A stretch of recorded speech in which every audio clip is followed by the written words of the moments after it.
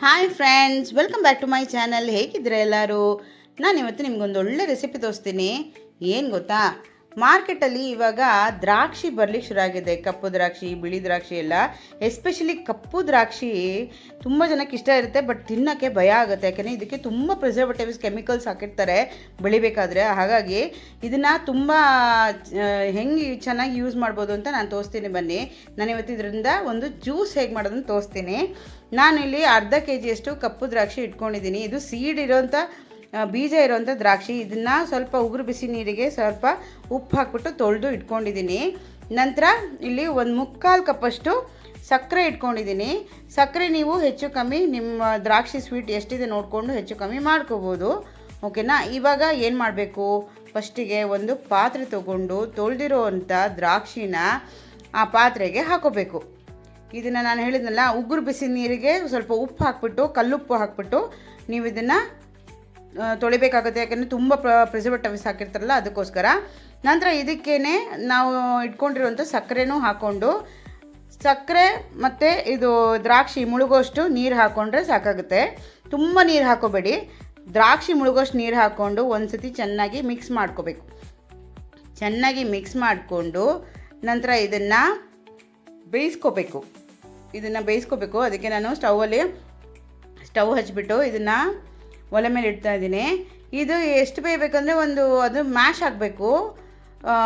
ಒಂದು 5ರಿಂದ 7 ನಿಮಿಷ ಬೇಯಿದ್ರೆ ಸಾಕು. ಮಧ್ಯೆ ಮಧ್ಯೆ ಒಂದು ಸತಿ ಚೆಕ್ ಮಾಡ್ಕೊಳ್ಳಿ. ನಾನಿಲ್ಲಿ ಒಂದು 5 ನಿಮಿಷ ಇಟ್ಟರೆ ಸಾಕು ಅಂತ ಅಂದ್ಕೊಂಡು ಒಂದು ಮೀಡಿಯಮ್ ಫ್ಲೇಮಲ್ಲಿ ಇಟ್ಕೊಂಡು ಬೇಯಿಸ್ಕೊತಾ ಇದ್ದೀನಿ. ನೋಡಿ, ನಾನು ಮಧ್ಯದಲ್ಲಿ 1-2 ಸತಿ ನೋಡಿದ್ದೀನಿ. ಈಗ ಒಂದು 5ರಿಂದ 7 ನಿಮಿಷ ಆಗಿದೆ. ನೋಡಿ ಎಷ್ಟು ಚೆನ್ನಾಗಿ ಬೆಂದಿದೆ. ಕಲರ್ ನೋಡಿ ಅಂತ ಎಷ್ಟು ಚೆನ್ನಾಗಿದೆ, ತುಂಬ ಚೆನ್ನಾಗಿದೆ ಕಲರು. ಇವಾಗ ಇದೇನು ಮಾಡಬೇಕು, ಇದು ಆಗಿದೆಯಲ್ಲ, ಇದನ್ನು ಆರಿಸ್ಬಿಟ್ಟು ಇದು ಸ್ವಲ್ಪ ಕೂಲ್ ಆಗಬೇಕು, ಅಂದರೆ ತಣ್ಣಗಾಗಬೇಕು. ತಣ್ಣಗಾದಮೇಲೆ ಇದನ್ನು ಮ್ಯಾಶ್ ಮಾಡ್ಕೋಬೇಕು. ನಾನು ಇದನ್ನು ಮಿಕ್ಸಿಗೆ ಹಾಕ್ಕೊಳ್ತಾ ಇಲ್ಲ, ಯಾಕೆಂದರೆ ಇದು ಬೀಜ ಇರೋ ಅಂಥ ದ್ರಾಕ್ಷಿ, ಬೀಜ ಇದೆ ಇದರಲ್ಲಿ, ಅದಕ್ಕೋಸ್ಕರ ಮಿಕ್ಸಿ ಮಾಡ್ಕೊಳ್ತಾರೆ. ಯಾಕೆಂದರೆ ಬೀಜನೂ ಪುಡಿ ಆಗಿಬಿಡುತ್ತೆ, ಅದೊಂಥರ ಚೆನ್ನಾಗಿರಲ್ಲ. ಅದಕ್ಕೋಸ್ಕರ ನೋಡಿ, ಈ ಥರ ಮ್ಯಾಶರ್ ಇದೆಯಲ್ಲ, ಮ್ಯಾಶರ್ನ ಸಹಾಯದಿಂದ ನಾನು ಈ ಥರ ಮ್ಯಾಶ್ ಮಾಡ್ಕೊಳ್ತಾ ಇದ್ದೀನಿ. ಮ್ಯಾಶ್ ಮಾಡಿಕೊಂಡು ಇದನ್ನು ಚೆನ್ನಾಗಿ ಮ್ಯಾಶ್ ಮಾಡ್ಕೋಬೇಕು. ನೋಡಿ, ಈ ಥರ ಏನು ಜ್ಯೂಸ್ ಪಲ್ಪ್ ಥರ ಬಂದಿದೆಯಲ್ಲ, ಇದನ್ನು ಹಾಗೆ ನೀವು ಸೋಸ್ಬಿಟ್ಟು ಒಂದು ಬಾಟ್ಲಲ್ಲಿ ಹಾಕಿಟ್ರೆ ಬೇಕಾದಾಗ ಇದನ್ನು ಬಳಸ್ಬೋದು. ಬಾಟ್ಲಲ್ಲಿ ಫ್ರಿಜ್ಜಲ್ಲಿ ಇಡಬೇಕು ಮಾತ್ರ. ನಾನು ಇದನ್ನು ನೋಡಿ, ಈಗ ನೋಡಿ ಎಷ್ಟು ಕಲರ್ ಚೆನ್ನಾಗಿದೆ ಅಲ್ಲ, ಎಷ್ಟು ಚೆನ್ನಾಗಿದೆ. ಇದು ಬಿಸಿ ಇದೆ, ಸ್ವಲ್ಪ ತಣ್ಣದಿದೆ ಅಷ್ಟೇ, ತುಂಬ ಬಿಸಿ ಇದು ಆರಿಲ್ಲ.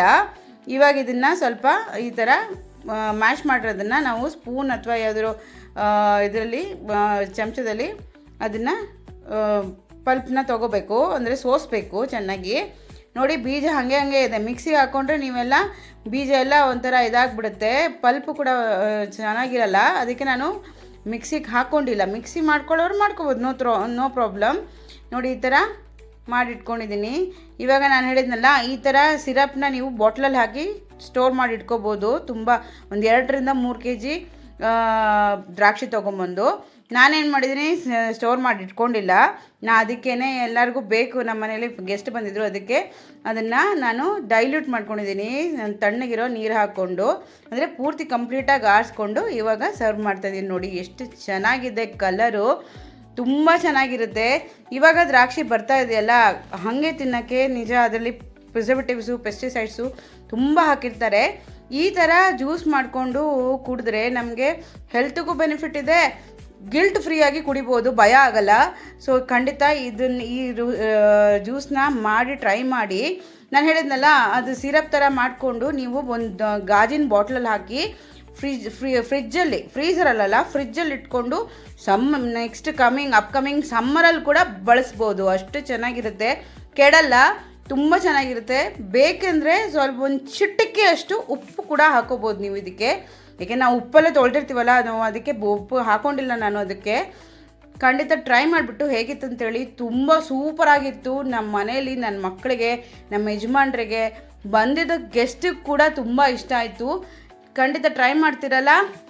ಮತ್ತೆ ಇನ್ನೊಂದು ಹೊಸ ರೆಸಿಪಿ ಜೊತೆ, ಈ ಥರದ್ದೇ ಒಳ್ಳೆ ರೆಸಿಪಿ ಜೊತೆ ಮತ್ತೆ ಸಿಗ್ತೀನಿ. ಅಂಟಿಲ್ ದೆನ್, ಇನ್ನೂ ಯಾರೆಲ್ಲ ನನ್ನ ಚಾನಲ್ನ ಸಬ್ಸ್ಕ್ರೈಬ್ ಮಾಡಿಲ್ಲ, ಸಬ್ಸ್ಕ್ರೈಬ್ ಮಾಡಿ. ಈ ರೆಸಿಪಿನ ಟ್ರೈ ಮಾಡಿಬಿಟ್ಟು ನಿಮ್ಮ ಫೀಡ್ಬ್ಯಾಕ್ ಕೊಡಿ ನನಗೆ. ಮತ್ತು ಈ ರೆಸಿಪಿನ ಲೈಕ್ ಮಾಡಿ, ನಿಮ್ಮ ಫ್ಯಾಮಿಲಿ ಫ್ರೆಂಡ್ಸ್ ಜೊತೆ ಶೇರ್ ಮಾಡಿ. ಓಕೆನಾ? ಮತ್ತೆ ಸಿಗ್ತೀನಿ ಇನ್ನೊಂದು ಹೊಸ ರೆಸಿಪಿ ಜೊತೆ. Until then take care, bye, see you, thank you.